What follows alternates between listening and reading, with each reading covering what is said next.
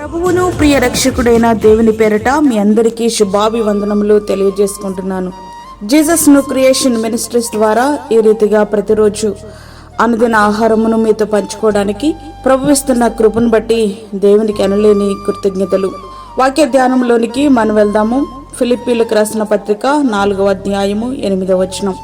మెట్టుకు సహోదరులారా, ఏ యోగ్యత అయినను మెప్పైనను ఉండినెడల, ఏవి సత్యమైనవో, ఏవి మాన్యమైనవో, ఏవి న్యాయమైనవో, ఏవి పవిత్రమైనవో, ఏవి రమ్యమైనవో, ఏవి ఖ్యాతి గలవో వాటి మీద ధ్యానముంచుకొనుడి.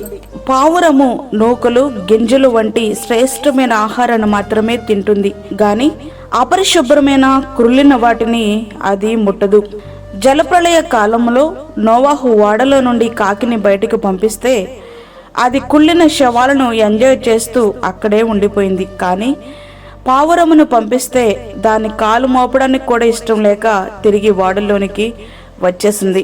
ప్రియ స్నేహితుడా, వాక్యం ఉంటున్నటువంటి ప్రియ దేవుని బిడ్డ, విశ్వాసలముగా ఎట్లాంటి ఆహారాన్ని మనము భుజించగలుగుతున్నాము, ఎట్లాంటి ఆత్మీయ బలాన్ని మనము పొందుకోగలుగుతున్నాము. సంవత్సరాలు దొర్లిపోతున్నాయి గాని ఆత్మీయ పసిపిల్లలుగా ఉయ్యాల ఊగే స్థితిలోనే మరుగుజ్జులుగా జీవించడానికి గల కారణమేమిటి? మేతభూమిగా ఉండాల్సిన షారోను అనబడే సంఘం వాక్య సమృద్ధి లేక మోడు బారటకు గల కారణమేమిటి? దేవుడు మారిపోయాడా లేక ఆయన చట్టం మారిపోయిందా? అది అన్నిటికీ జరగదు. తరాలు మారినా యుగాలు మారినా మార్పు లేని దేవుడు ఆయన మారరు, ఆయన చట్టమో మారదు. కానీ మార్పు ఎక్కడా?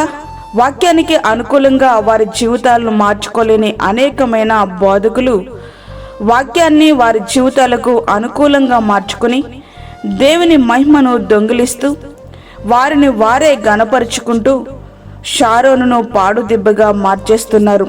మీటింగ్స్లో షూటింగ్స్, చాటింగ్స్ తప్ప సువార్తకు స్థానము లోపిస్తుంది. మ్యాజిక్లు జిమ్మికులకు ఇచ్చే ప్రాధాన్యతలో 10% కూడా దేవుని వాక్యానికి చోటు లేదు. కేకలు, అరుపులు, హంగులు, ఆర్భాటాలు తప్ప సత్యవాక్యం లోపిస్తుంది.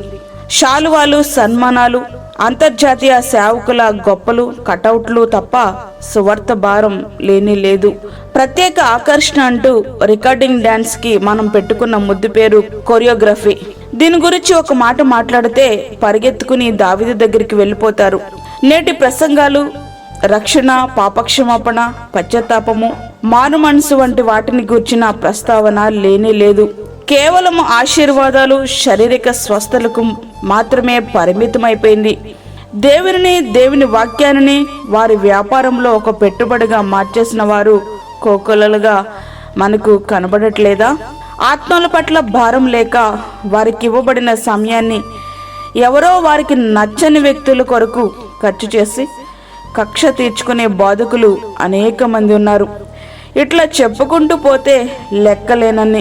అయితే వీటన్నిటినీ ప్రక్కన పెట్టుకుని పరిశుద్ధ గ్రంథం తెరిచి భూతద్దం పెట్టుకుని వెతికినా గాని వీటిలో మచ్చుకు ఒకటేనను మనకు కనబడదు.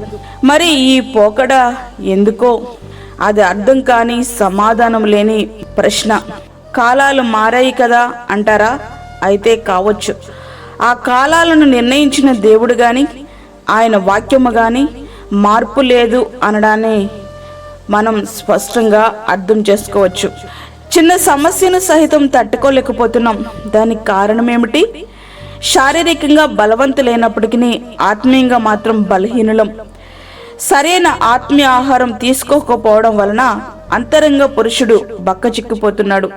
తద్వారా సాతాను సృష్టించే సమస్యలకు తట్టుకోలేడు. వాక్యం అనే జీవాహారము ద్వారా ఆత్మను బలపరచాలి. శరీరానికి ఆహారం ఎంత ప్రాముఖ్యమో ఆత్మకు జీవాహారం అంతకంటే ప్రాముఖ్యం.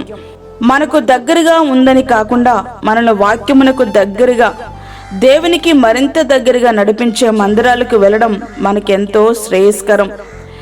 అలవాటైంది కదా అని మనం సర్దుకుపోయినా కానీ అపస్తుల బోధకు కట్టుబడకపోతే ఆయన సర్దుకుపోయేవారు కాదనే గ్రహింపు మనకి కలిగి ఉండాలి. ప్రియ స్నేహితుడా, వాక్యం వింటున్నటువంటి ప్రియమైన దేవుని బిడ్డ, పావురము శ్రేష్టమైన ఆహారం మాత్రమే తింటుంది, అపవిత్రమైనది తినదు. అట్లనే అబద్ధ బోధల వైపు ఆకర్షితులము కాకుండా బెరియ సంఘస్థుల వలె వాక్యాన్ని పరిశీలించి వాక్యానుసారంగా మనము జీవించగలగాలి. జీవవాక్యం మన నడకను శుద్ధిపరుస్తుంది. కీర్తనల గ్రంథము 119వ కీర్తన 9వ వచనం. జీవవాక్యం నిన్ను వెలిగిస్తుంది. 119వ కీర్తన 105వ వచనం. వాక్యము నిన్ను బ్రతికిస్తుంది. 119వ కీర్తన 50వ వచనం. వాక్యము నిన్ను నిత్య రాజ్యానికి చేరుస్తుంది. జీవవాక్యాన్ని మనము భుజిద్దాం, శ్రేష్టమైన ఆహారాన్ని తిందాం, బలవంతులు అవుదాం, సాతానును ఎదిరించి నిత్య రాజ్యానికి మనం చేరుదాం.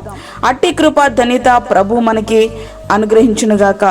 ఆమేన్. వాక్యం విన్న ప్రియ దేవుని బిడ్డలారా, ప్రార్థనలో ఏకీభవించండి.